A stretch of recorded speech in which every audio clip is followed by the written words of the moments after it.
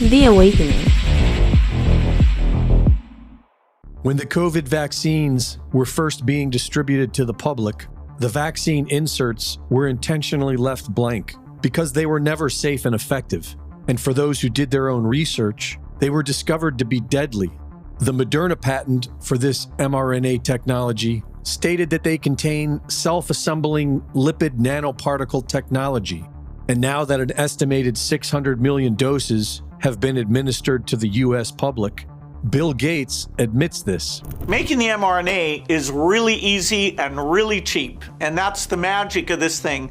But there's no doubt in the next 5 years, we just need to mess around. There's a lot of lipid nanoparticles, and some are very self-assembling. There's no inherent reason it's not thermostable, it's not cheap, and it's not scalable. And so, as over the 5 years, we fix that part of it, mature it, which is very typical, we'll be able to build factories worldwide that can make $2 vaccines with even less lead time than we've had to have here during this pandemic. Bill says these mRNA shots can easily be programmed to administer any type of spike protein pathogen, and the Moderna patent lists several, over 100 pathogens that can be control-released over time, so that deaths will appear to be random and mysterious.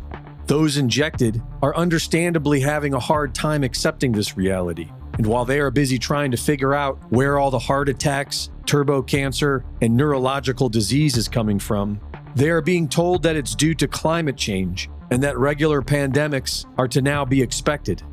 During the rollout of the experimental shots, mainstream media pundit Chris Cuomo pushed for vaccine passports and attacked vaccine hesitancy. How are they going to know who's vaccinated? You just said they showed the card. That's not the answer.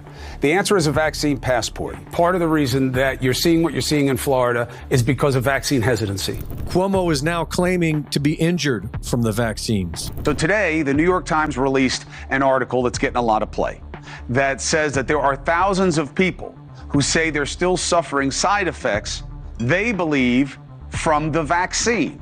We know that vaccines can have unintended consequences, aka side effects, but nobody's really talking about it because they're too afraid of blame and they just want it to go away. But the problem is people like Sean and me and millions of others who still have weird stuff with their blood work and their lives and their feelings, physically, are not going away.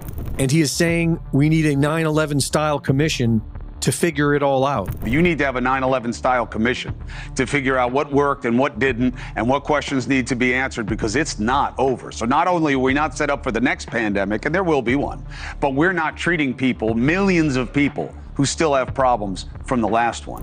Cuomo assures us that there will be another pandemic, and this does seem to be the one sure thing in today's uncertain times. The released notes on the current discussions of the WHO pandemic treaty are all about profit margins. Disease X is coming. The US dollar is beyond saving, but while it still has a heartbeat, there are billions to be made by another fake pandemic.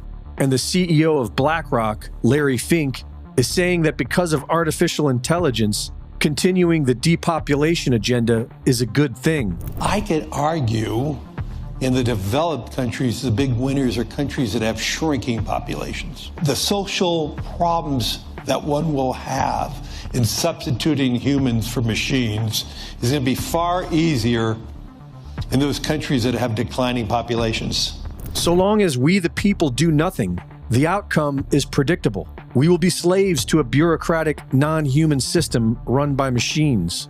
And if we want to remain human and save our souls, then we had better stop being complacent audience members and start getting involved. Pfizer whistleblower Dr. Michael Yeadon recently said the obvious.